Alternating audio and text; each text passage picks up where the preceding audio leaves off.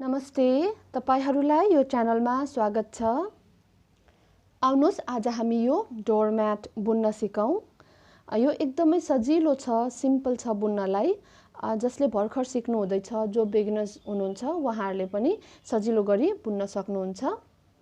यसलाई तपाईहरुले चियाको कप राख्ने कोस्टर या तातो भाँडा राख्ने प्लेस म्याट, डोरम्याट या भित्र राख्ने म्याट बनाउन सक्नुहुन्छ। यो मल्टी कलरमा पनि बनाउन सक्नुहुन्छ, कलर थुप्रो लगाएर र सिंगल कलर पनि बनाउन सक्नुहुन्छ। मैले चाहिँ यहाँ 2 कलर मात्र युज गरेकी छु। आउनुहोस् बुन्न सिकौं। काँटा लिनुहोस् र यसरी धागोमा सुर्काउने फन्दा बनाउनुहोस्।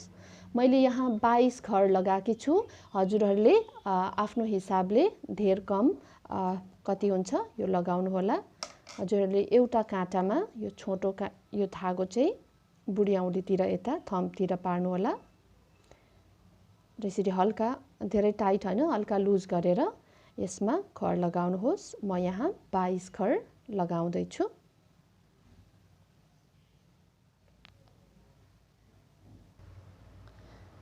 यहाँ 22 खर तयार भयो।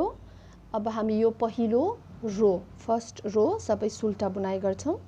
यो पहिलो रो हो हाम्रो, त्यसैले हामी यो फर्स्ट रो, यो पहिलो पनि यसरी सुल्टा बुनाइ गर्छौं।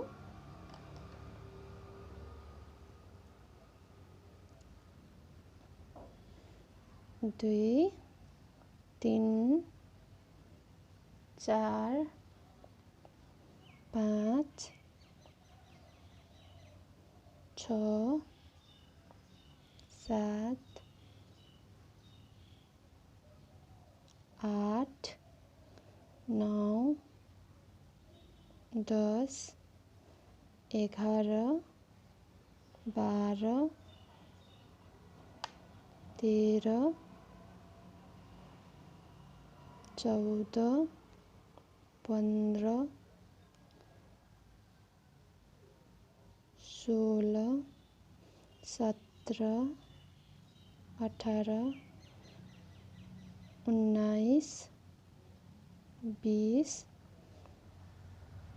21 अनि यो अन्तिम 22 घर। अब यता फर्काउनुहोस्।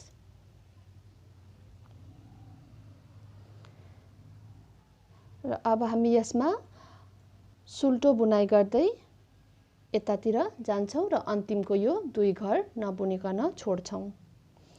अब दोस्रो लाइनदेखि याद गर्नु होला। हाम्रो यहाँनिर फर्स्टमा चाहिँ उल्टा बुने जस्तै गरी छिराउनुहोस् काँटा र यसलाई स्लिप गर्ने र धागो उता चढाउने। यो गर्नु नबिर्सिनु होला। त्यसपछि हामी सबै सुल्टो बुनाइ गर्ने। यसरी हामी यहाँ सुरुदेखि अन्त्यसम्म सुल्टो बुनाइ मात्रै गर्छौं।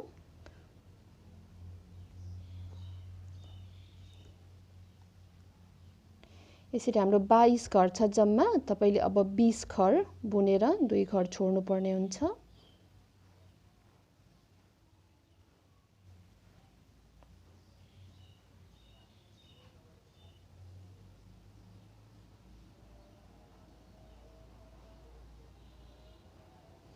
बीस घर बुन्यौं, 2 घर यहाँ छोड्छौं हामी, यसलाई बुन्दैनौं। अब फेरि हामी यसलाई यता फर्काएर ब्याक हुन्छौं, पछाडीतिर फर्किन्छौं नबुनिकन। अब धागो उता फर्काउनुहोस्। धागो उता लग्ने र यो पहिलो घर स्लिप गर्ने, नबुन्ने। अब दोस्रो देखि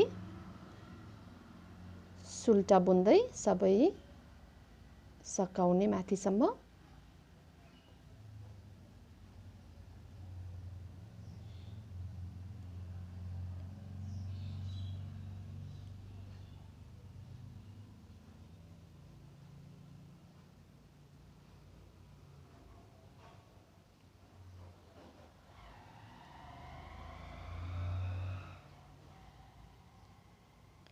यसरी सुल्टो बुनाइ गर्दै यो रो सकाउने। यसरी अब फेरि यता फर्काउने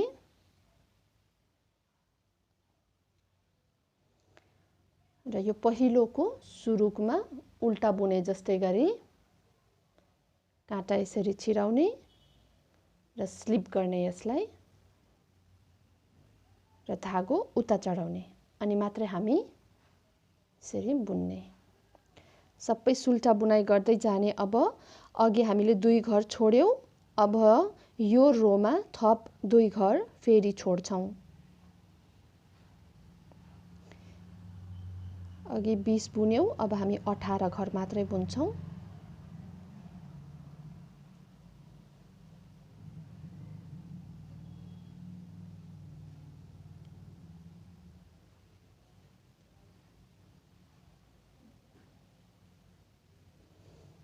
अब यो 2 घर फेरि छोड्छौं, फेरि यता फर्किन्छौं, फेरि धागो उतातिर लान्छौं र यो पहिलो घर सुल्टा बुनाइ गरे जस्तै गरी स्लिप गर्ने र बाँकी सबै सुल्टा बुन्ने।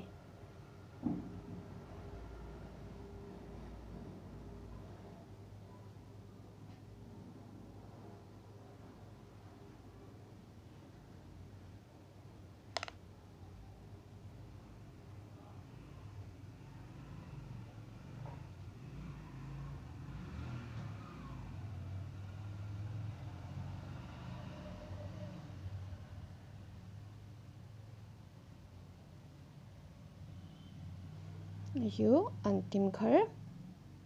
अब हेर्नुस्, हाम्रो यहाँनिर यस्तो बन्छ, गाँठो बन्दैन।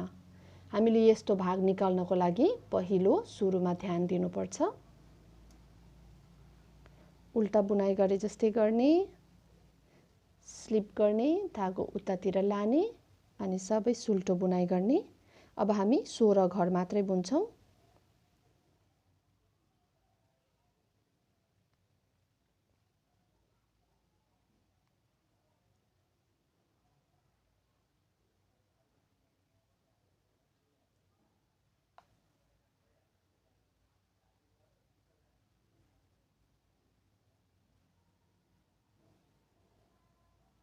सोह्र घर बुन्यौं। यो पहिलो चोटी छोडेको, माफ गर्नु होला, यो 2 घर पहिलो चोटी छोडेको, यो दोस्रोमा, अब यो तेस्रोमा फेरि यो छोड्छौं, फेरि यतातिर फर्किन्छौं। यसरी प्रत्येक रोमा हामी 2-2 घर छोड्दै जान्छौं र 22 को 22 यहाँसम्म हामी पालैसँग छोड्छौं। फेरि धागो उता लाने, पहिलो घर स्लिप गर्ने र सबै सुल्टो बुनाइ गर्ने। यसरी नै हजुरहरूले पालैसँग छोड्दै छोड्दै जानुहोस् र अन्तिममा 4 घर रहँदा म तपाईलाई त्यहाँनिर भेट्छु। घटाउँदै यो यता छोड्दै बुन्दै जानुहोला। हेर्नुस्, हामीले यहाँ 2-2 घर छोड्दै छोड्दै अब हामीले यहाँ 6 घर रहेको छ।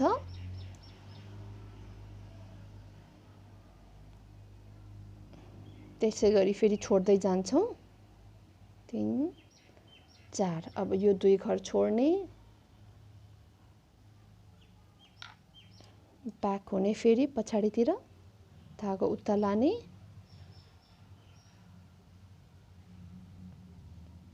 चार घर। अब हामी 2 घर मात्र बुन्छौं।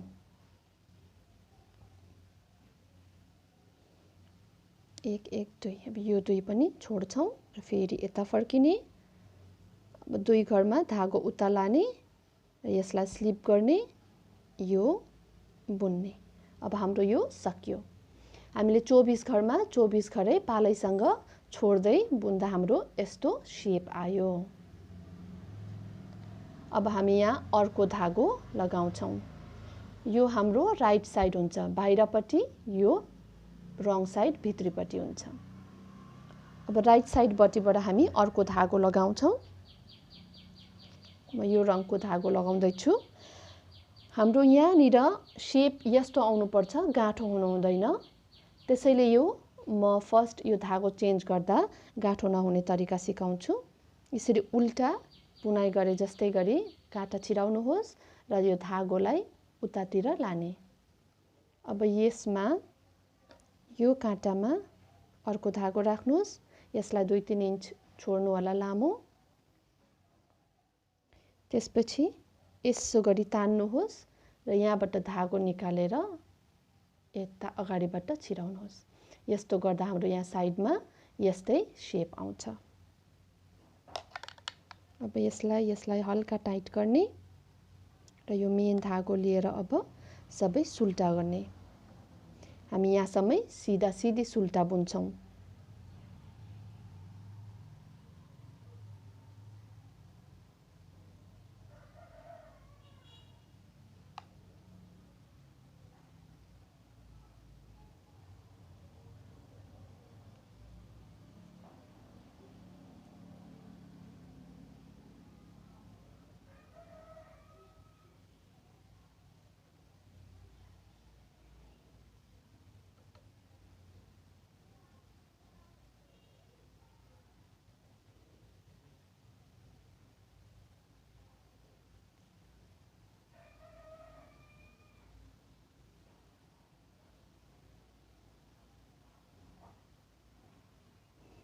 यो अन्तिम घर।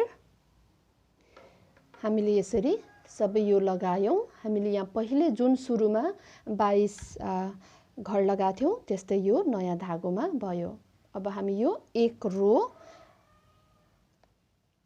यतातिरबाट बुन्दै जान्छौं र यो दुईको अन्त्यको 2 घर छोड्छौं। तरिका अब यही हो, उल्टा बुने जस्तै गरी छिराउने, धागो उता लाने र सबै सुल्टा बुन्ने अन्त्यको 2 घर छोडेर। 5 6 7 8 9 10 11 12 13 14 15 16 17 18 19 20। अब लास्टको 2 घर भने हामी छोड्छौं। यसलाई बुन्दैनौं र यतातिर पछाडीतिर फर्किन्छौं।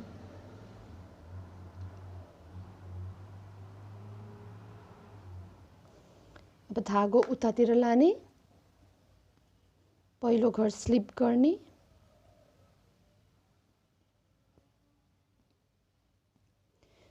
यो सबै सुल्टा बुन्ने। अब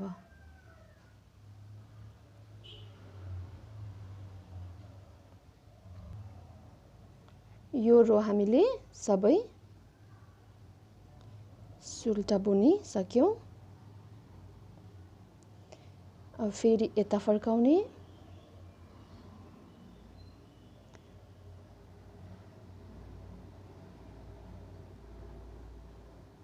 अब फेरि अन्त्यमा थप 2 छोड्ने।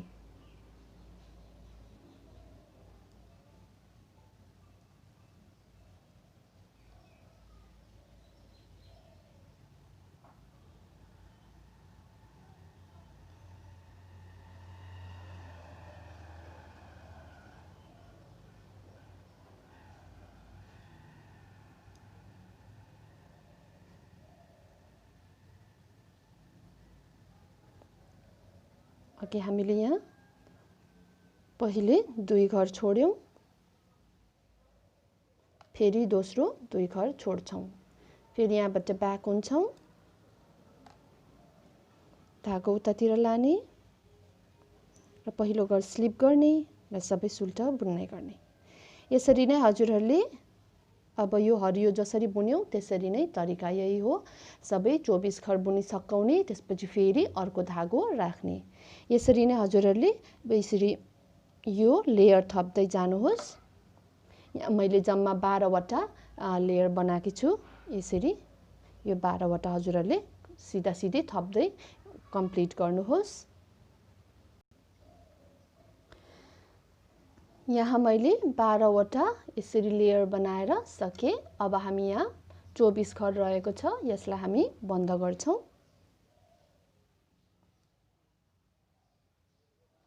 बन्द गर्नको लागि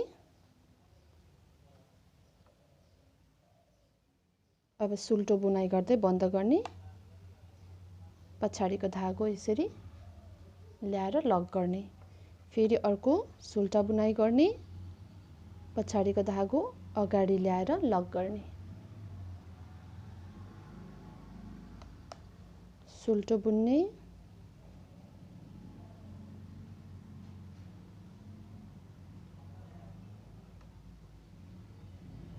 यसरी नै यो 22 घर सबै यसरी बन्द गर्नुहोस्। यो बन्द गर्दै घटाउँदै अन्त्यमा आइसके। यो अन्तिम घर हो र एक रहेपछि यसमा यो धागो यसरी निकालेर लक गरिदिने। अब खुस्किँदैन हाम्रो यो। अब यहाँ शेप यस्तो आएको छ। यहाँ हामी यसलाई सिलाउँछौँ। हजुरहरूले यो धागो अलिक लामो राखेर काट्नुहोस्। यसमा यसरी सियो राख्ने। त्यसपछि हामी यहाँ यो बीचको जुन छ रो यसमा पालैसँग यसरी यो दुईवटा, त्यसपछि यो हरियोमा, त्यसपछि फेरि यो अफ व्हाइटमा यसरी जिगज्याग गर्दै पालैसँग राख्नुहोस्।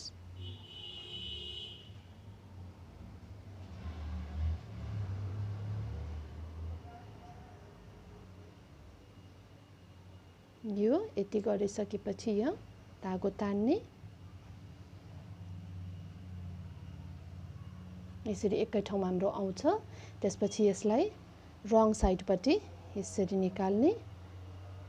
एकदम टाइट गर्नु होला यसलाई। र यसको फर्स्ट यहाँ जुन चाहिँ छ यसरी दुईवटा भएको भागलाई यो टाइट गर्ने र यसलाई यहाँ लक गर्ने। अनि त्यसपछि यहाँ हामी पालैसँग सिलाउँछौँ। यताको दुईवटा यसरी र यता साइडको दुईवटा यसरी लिनुहोस्। यसलाई सिलाउने। यसरी नै यहाँदेखि यहाँसम्म मिलाएर सिलाउनुहोस्। हेर्नुहोस् यहाँ मैले यो सिलाइसके यता र सुल्टाबाट यस्तो भाग हुन्छ, यस्तो शेप आउँछ। र यसमा बुन्दै जाँदाखेरि हाम्रो यहाँ हरियो यो धागोहरू यता साइडमा धेरै निस्केको हुन्छ यो जोइनमा। त्यसलाई कसरी भित्र राख्ने भन्ने म देखाउनको लागि यो सियो राखेको छु यसमा। र यो अफ व्हाइटको धागो अफ व्हाइटमै लुकाउनु पर्छ। त्यसैले यो अफ व्हाइटतिर लाने।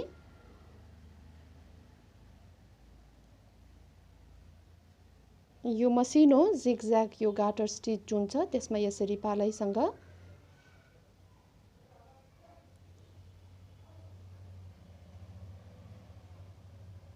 यसरी छिराउनुहोस्। यो बुट्टामा यो जिगज्याग जुन छ यसमा मेलाइली नछोडिकन प्रत्येकमा यसरी 5-6 चोटि या 6-7 चोटि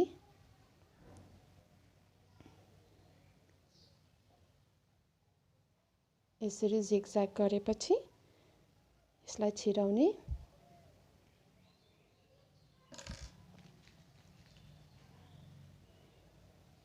यसरी लुकाउनु भयो भने हजुरको देख्दैन। मैले यहाँ वरिपरि सबै त्यसरी नै गरेर भित्रभित्र लुकाएकी छु, जसले गर्दा फिनिसिङ तपाईको राम्रो आउँछ। हजुरहरूलाई यो भिडियो राम्रो लाग्यो भने सब्स्क्राइब, शेयर अनि लाइक गरिदिनु होला। धन्यवाद।